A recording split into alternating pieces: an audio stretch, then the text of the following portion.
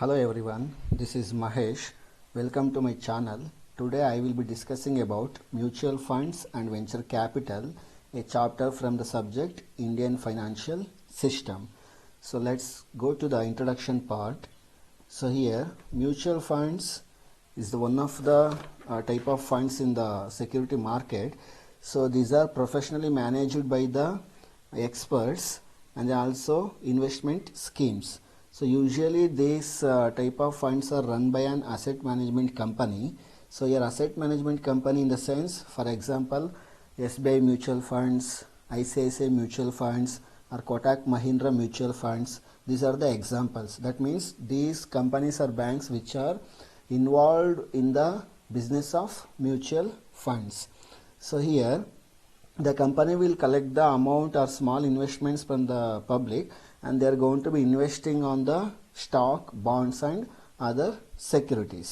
Here ಆ risk ಆಗಿರಲಿ ಅಥವಾ ಯಾವ ಥರ ಇನ್ವೆಸ್ಟ್ ಮಾಡಬೇಕು, ಯಾವ ಥರ ಪ್ಲ್ಯಾನಿಂಗ್ ಮಾಡಬೇಕು, ಆ ಒಂದು ಫೆಸಿಲಿಟೀಸ್ನೆಲ್ಲ ಆ ಮ್ಯೂಚುವಲ್ ಫಂಡ್ ಕಂಪನಿನೇ ತಗೊಳುತ್ತೆ. And then also here it is one of the financial intermediaries that they are going to pool the savings of investors into the diversified portfolio of securities. Here rather than investing in one type of security, they are going to be investing the different types of funds into the different types of securities. That will be known as a diversified portfolio anta karitivi. That means different schemes alli athwa different types of securities alli ಆ ಒಂದು ಅಮೌಂಟ್ನ invest ಮಾಡ್ತಾರೆ. So next move towards the meaning of mutual fund. A mutual fund is a fund which is collected by the asset management company. ಅಂದರೆ ಆಗಲೇ ಹೇಳಿದೆ SBI mutual fund is the one of the example for asset management company. So they are going to be collect the investments from the small investors and the same they are going to be investing that in the various securities like shares, bonds and then debentures and the other money market instruments. So ಇಲ್ಲಿ ಯಾರಿಗೆ ಅಂದರೆ share market ಬಗ್ಗೆ ideas ಇರಲ್ಲ ಅಥವಾ investments ಮೇಲೆ losses ಆಗುತ್ತೆ ಅಂತ ಭಯ ಇರುತ್ತೋ, they doesn't know about the any information regarding the securities market, so they can apt for the mutual fund. Because ಇಲ್ಲಿ ರಿಸ್ಕ್ ಏನು ಮಾರ್ಕೆಟ್ ವೇರಿಯೇಷನ್ಸ್ ಆಗುತ್ತೆ ಅಥವಾ ನಾನು ದುಡ್ಡು ಕಳ್ಕೊತೀನಿ ಅಂತ ಭಯ ಇರುತ್ತೆ, ಅಂತ ರಿಸ್ಕ್ ಇರುತ್ತೆ. ಅದ್ರ ಬಗ್ಗೆ ತಲೆ ಕೆಡಿಸ್ಕೊಂಡವ್ರು ಏನು ಮಾಡ್ಬೋದು, ಮ್ಯೂಚುವಲ್ ಫಂಡ್ನ ಈಸಿಯಾಗಿ ಸೆಲೆಕ್ಟ್ ಮಾಡ್ಕೊಬೋದು. ಬಿಕಾಸ್ ಶೇರ್ ಮಾರ್ಕೆಟ್ ಏನೇ ಫ್ಲಕ್ಚುಯೇಷನ್ಸ್ ಇರಲಿ ಇಲ್ಲ ಅವ್ರಿಗೆ ಒಂದು ಫಿಕ್ಸೆಡ್ ರಿಟರ್ನ್ಸ್ ಅಂತ ಅನ್ನೋದು ಸಿಗುತ್ತೆ. So here mutual fund is the good option for those type of investors. And then also next we can concentrate on the objectives of mutual funds. So here first objective is professional management. So here these mutual funds are managed by the professionally knowledgeable persons and then those who have the requisite skills and then experience and then expertise. ಅಂದರೆ ಇಲ್ಲಿ mutual ಫಂಡ್ಸ್ನ ಯಾರಿಗೆ skills ಇರುತ್ತೆ, experience ಇರುತ್ತೆ ಮತ್ತು financial analyst ಅಂತ ಏನು ಕರಿತೀವಿ ಅಂಥವ್ರು ಇದನ್ನು ಮ್ಯಾನೇಜ್ ಮಾಡ್ತಾರೆ. Because they know the security markets very well and then financial situation in our country and then also economic situation in our country. So ಅದ್ರ ಬಗ್ಗೆ ಗೊತ್ತಿರೋರು ಏನು ಎಕ್ಸ್ಪರ್ಟ್ಸ್ ಇರ್ತಾರೆ, ಮಾರ್ಕೆಟ್ನ ಅನಲೈಸ್ ಮಾಡ್ತಾರೆ, ಯಾವುದು ಸೆಕ್ಯೂರಿಟಿ ತುಂಬ ಬೆಸ್ಟ್ ಇದೆ, ಯಾವ ಸೆಕ್ಯೂರಿಟಿ ತುಂಬ ಕ್ರೈಸಿಸಲ್ಲಿದೆ ಅನ್ನೋದನ್ನು ಅನಲೈಸ್ ಮಾಡಿ ನಿಮಗೆ ಗುಡ್ ರಿಟರ್ನ್ಸ್ನ ಕೊಡೋದಕ್ಕೆ ಟ್ರೈ ಮಾಡ್ತಾರೆ ಪಬ್ಲಿಕ್ಗೆ. So it's one of the objective. And also because if I don't have a requisite information or knowledge about the capital market, so I require some help from an expert. So ಅವಾಗೇನಾಗುತ್ತೆ, ನಾನು ಕನ್ಸಲ್ಟೆನ್ಸಿಗೆ ಹೋದಾಗ ತುಂಬ ಜಾಸ್ತಿ service ಚಾರ್ಜಸ್ನ charge ಮಾಡ್ತಾರೆ.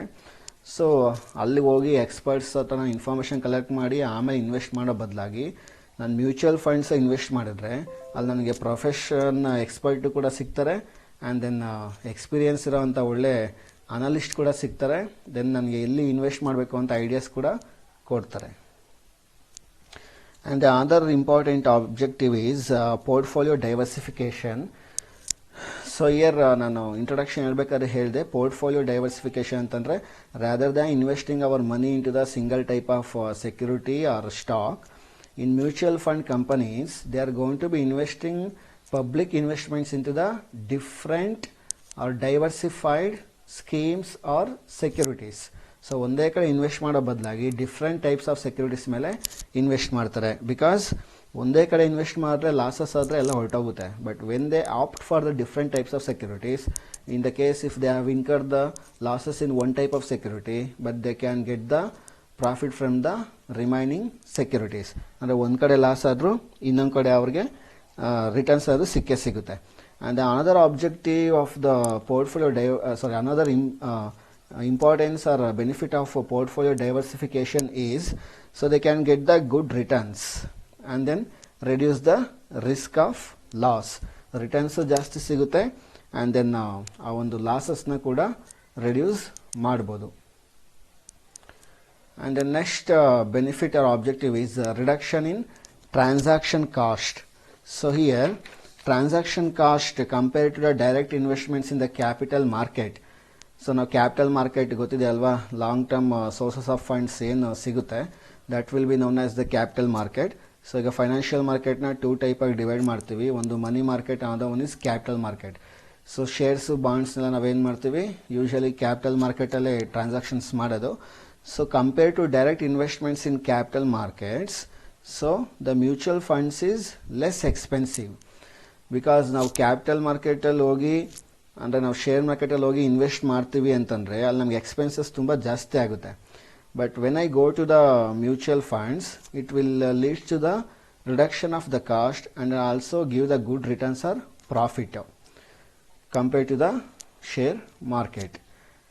And then next objective is that liquidity. So your liquidity in the sense easily convertible into the ready cash. That means which securities are easily convertible into the ready cash, that will be known as the liquidity or else liquid assets. So here comes to the liquidity point, the mutual fund has the high liquidity because whenever the investors wants to sell their units to the other people in the share market, so they can easily sell their units into the people in the share market. And then ಯಾವಾಗ ಅವ್ರಿಗೆ cash ಬೇಕು ಅನಿಸುತ್ತೋ ಅವಾಗ ಈಸಿಯಾಗಿ online ಮೋಡಲ್ಲಿ ಬೇಕಾದ್ರೂ ಅವರು ಒಂದು ಶೇರ್ಸ್ನ ಅಥವಾ mutual fund ಯೂನಿಟ್ಸ್ನ ಬೇರೆ ಪರ್ಸನ್ಗೆ ಸೇಲ್ ಮಾಡ್ಬೋದು. That means they can easily convertible there units in to the readily available cash. So ಇಲ್ಲಿ ಯೂನಿಟ್ ಅಂತ ಅಂದರೆ ಮ್ಯೂಚುವಲ್ ಫಂಡ್ಸಲ್ಲಿ ಶೇರ್ಸ್ ಅಂತ ಅರ್ಥ. ಏನು ಶೇರ್ಸ್ನ ಅಥವಾ ಯೂನಿಟ್ ಆಫ್ ಶೇರ್ಸ್ನ ಇನ್ವೆಸ್ಟ್ ಮಾಡ್ತಾರೆ ಅದನ್ನು ಯೂನಿಟ್ ಅಂತ ಕರೀತಾರೆ. And next objective is that convenience. So here it involves the less paperwork and then save the time and it also makes the investment very easily. According to the convenience of the people or public, they can easily invest their money into the mutual funds. There is no time and then place barriers because ಅವ್ರು ಯಾವಾಗ ಇಷ್ಟ ಆಗುತ್ತೋ online ಮೋಡಲ್ಲಿ ಅಥವಾ mobile ಬ್ಯಾಂಕಿಂಗಲ್ಲಿ ಅಥವಾ internet ಬ್ಯಾಂಕಿಂಗಲ್ಲಿ ಅಥವಾ other ಮೀನ್ಸಲ್ಲಿ ಅವ್ರು ಬೇಕಾದರೆ ಆ ಒಂದು ಮ್ಯೂಚುವಲ್ ಫಂಡ್ಸ್ ಮೇಲೆ ಇನ್ವೆಸ್ಟ್ ಮಾಡ್ಬೋದು. So easily they can able to very convenient 24/7 ಯಾವ ಬೇಕಾದರೂ ಆಕ್ಸೆಸ್ ಮಾಡ್ಬೋದು. ಯಾವ್ಯಾವ ಕಂಪನಿ ಮೇಲೆ ನಾನು ಮ್ಯೂಚುವಲ್ ಫಂಡ್ಸ್ ಇನ್ವೆಸ್ಟ್ ಮಾಡಿದ್ದೀನಿ, ಎಷ್ಟು ರಿಟರ್ನ್ಸ್ ಬರ್ತಾ ಇದೆ, ಶೇರ್ ಮಾರ್ಕೆಟ್ ಫ್ಲಕ್ಚುಯೇಷನ್ಸ್ ಯಾವ ಥರ ಇಲ್ಲಿ ಎಫೆಕ್ಟ್ ಆಗ್ತಿದೆ, ಆ ಎಲ್ಲ ಇನ್ಫಾರ್ಮೇಷನ್ ಬೇಕಾದರೆ ಟ್ರ್ಯಾಕ್ ಮಾಡ್ಬೋದು. So still we have discussed about the 5 objectives, and the next one is flexibility. So mutual fund offers different types of schemes and then different variety of mutual fund schemes. So here it's going to be public or investors, they can able to transfer their holdings from one scheme to the another. So one scheme in the another scheme ge easy agi avara ಒಂದು mutual ಫಂಡ್ಸ್ನ transfer ಮಾಡ್ಕೊಳ್ಬೋದು according to their convenience and then their thinking capacity. So ಅದನ್ನು ನಾವು flexibility ಅಂತ ಕರಿತೀವಿ. ಅಂದರೆ ಇಲ್ಲಿ ನಿಮಗೆ the mutual fund companies will offer a family of schemes ಅಥವಾ ವೆರೈಟಿ ಆಫ್ ಸ್ಕೀಮ್ಸ್. ಸೊ ಅವರು ಒಂದು ಸ್ಕೀಮಿಂದ ಇನ್ನೊಂದು ಸ್ಕೀಮ್ಗೆ ಈಸಿಯಾಗಿ ಬೇಕಾದ್ರೆ ಟ್ರಾನ್ಸ್ಫರ್ ಆಗ್ಬೋದು. ಸೊ ಅದು ಒಂದು objective or benefit. And then next objective is tax benefit. So here the investors also they can enjoy the income tax benefits. For example, ಈಗ ನಾವು ಮ್ಯೂಚುವಲ್ ಫಂಡ್ಸ್ ಇನ್ವೆಸ್ಟ್ ಮಾಡಿದಾಗ ವೆರೈಟಿ ಆಫ್ ಟ್ಯಾಕ್ಸ್ ಬೆನಿಫಿಟ್ಸ್ ಸಿಗುತ್ತೆ. 80CL ಸಿಗುತ್ತೆ ಮತ್ತು 80LL ಸಿಗುತ್ತೆ.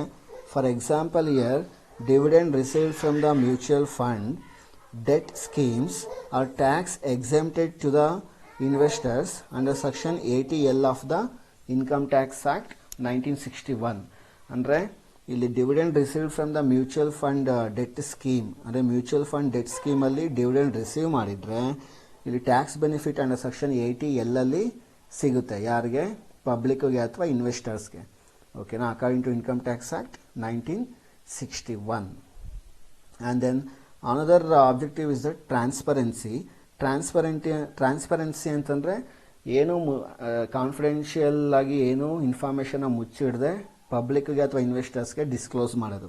So here mutual fund companies transparently declare their portfolio every month. ಅಂದರೆ ನಾನು invest ಮಾಡೀನಿ ಅಂತಂದರೆ ನನ್ನ ದುಡ್ಡು ಎಲ್ಲೆಲ್ಲಿ ಅವ್ರು ಇನ್ವೆಸ್ಟ್ ಮಾಡಿದ್ದಾರೆ, ಎಷ್ಟು ರಿಟರ್ನ್ಸ್ ಬರ್ತಾ ಇದೆ, ಏನೇನು ಫ್ಲಕ್ಚುಯೇಷನ್ಸ್ ಆಗ್ತಿದೆ, ಸೊ ರೇಟ್ ಆಫ್ ಡಿವಿಡೆಂಡ್ ಅಥವಾ ಇಂಟ್ರೆಸ್ಟ್ ಏನು ಕೊಡ್ತಾ ಇದ್ದಾರೆ ಸೆಕ್ಯೂರಿಟಿ ಮೇಲೆ, everything they are going to be disclose to the public. ಅದು ನಾವು ಟ್ರಾನ್ಸ್ಪರೆನ್ಸಿ ಅಂತ ಕರಿತೀವಿ. ಆ್ಯಂಡ್ ದೆನ್ ಅಕೌಂಟ್ಸು ಕೂಡ ನೀಟಾಗಿ ಮೇಂಟೈನ್ ಮಾಡ್ತಾರೆ. They cannot hide any information. And then also the investors easily they can track where is money or their money is being invested. ಅಂದರೆ ಅವ್ರ ಮನಿ ಎಲ್ಲಿ ಇನ್ವೆಸ್ಟ್ ಆಗಿದೆ, ಎಷ್ಟು ಪ್ರಾಫಿಟ್ಸ್ ಬರ್ತಾ ಇದೆ, ರಿಸ್ಕ್ ಎಷ್ಟಾಗ್ತಿದೆ, ಅಥವಾ ಎಕನಾಮಿಕ್ ಸಿಚುವೇಶನ್ ಯಾವ ಥರ ಇದೆ, ಸೊ ನಾನು ಯಾವಾಗ ಪರ್ಚೇಸ್ ಮಾಡಬೇಕು ಅಥವಾ ಯಾವಾಗ ಸೇಲ್ ಮಾಡಬೇಕು, ಪ್ರತಿಯೊಂದು ಕೂಡ they will get to know that. So and then another objective is stability to the stock market. So here stability to the stock market in the sense, so here mutual funds increase the liquidity in the stock market. ಹಾಗೆ ನಾನು ಒಂದು objective liquidity ಅಂತ ಹೇಳಿದೆ. So ಅಂದರೆ ನಾವು stock ಮಾರ್ಕೆಟಲ್ಲಿ ಏನು ತುಂಬ ಫ್ಲಕ್ಚುಯೇಷನ್ಸ್ ಆಗುತ್ತೆ, ಬಟ್ ನಾವು ಮ್ಯೂಚುವಲ್ ಫಂಡ್ಸ್ ಇನ್ವೆಸ್ಟ್ ಮಾಡಿದಾಗ ನಮ್ಗೆ ಅಷ್ಟೊಂದು ನೆಗೆಟಿವ್ ಇಂಪ್ಯಾಕ್ಟ್ ಆಗಲ್ಲ. ಫಾರ್ ಎಕ್ಸಾಂಪಲ್ ನಮಗಿಲ್ಲಿ ಕಾಸ್ಟ್ ತುಂಬ ಕಡಿಮೆ ಆಗುತ್ತೆ. ಇಲ್ಲಿ ಎಕನಾಮಿ ಆಫ್ ಸ್ಕೇಲ್ ಅಂತ ಕರಿತೀವಿ. ಅಂದರೆ ನಾವು ಯಾವಾಗ ಡಿಫ್ರೆಂಟ್ ಪೋರ್ಟ್ಫೋಲಿಯೋ ಅಲ್ಲಿ ಹ್ಯೂಜ್ ಇನ್ವೆಸ್ಟ್ಮೆಂಟ್ಸ್ ಮಾಡಿದಾಗ that will reduce the cost and then also increase the returns. ಅದು ನಾವು ಎಕಾನಮೀಸ್ ಆಫ್ ಸ್ಕೇಲ್ ಅಂತ ಕರಿತೀವಿ. ಸೊ ಈಗ ಸ್ಟಾಕ್ ಮಾರ್ಕೆಟಲ್ಲಿ ಏನು ಹೆವಿಲಿ ಫ್ಲಕ್ಚುಯೇಷನ್ಸ್ ಆಗುತ್ತೆ, that cannot negatively impact on my investments. So ಅದು ನಾವು stability to the stock market.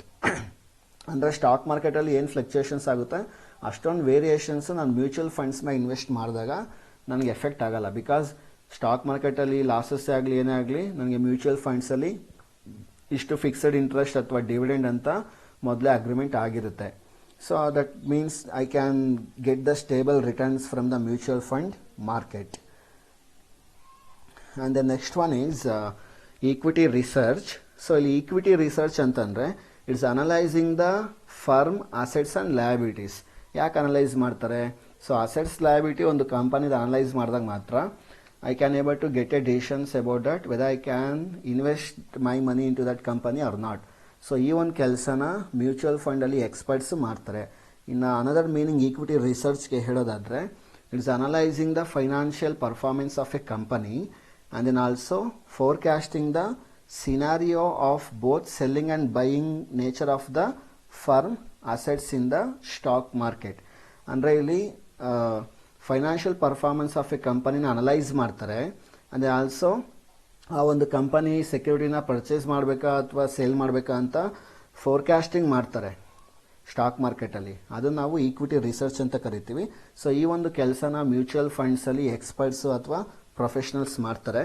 And then here the mutual funds companies can give the information and data required for the investments. ಈಗ public ಅಥವಾ ನೀವು invest ಮಾಡ್ತಾರೆ, ನಿಮ್ಗೆ ಬೇಕಾದ್ರೆ information ಅಥವಾ ಡೇಟಾನ ಯಾವುದನ್ನು ಮುಚ್ಚಿಡ್ದಿರ ನೀಟಾಗಿ ನಿಮಗೆ ಡಿಸ್ಕ್ಲೋಸ್ ಮಾಡುತ್ತೆ. ಆ್ಯಂಡ್ ದೆನ್ ಆಲ್ಸೋ ಇಲ್ಲಿ ಈಕ್ವಿಟಿ ರಿಸರ್ಚ್ ಟೀಮ್ ಅಂತಲೇ ಇರುತ್ತೆ. ಅವ್ರ ಕೆಲಸ ಅದೇನೆ, ಇಂಥವ್ರ ಮೇಲೆ ಇನ್ವೆಸ್ಟ್ ಮಾಡಿ ಇಷ್ಟು ರಿಟರ್ನ್ಸ್ ಬರುತ್ತೆ. And then mutual funds may be subject to the market risk, ಅದು ಕೂಡ ಹೇಳ್ತಾರೆ.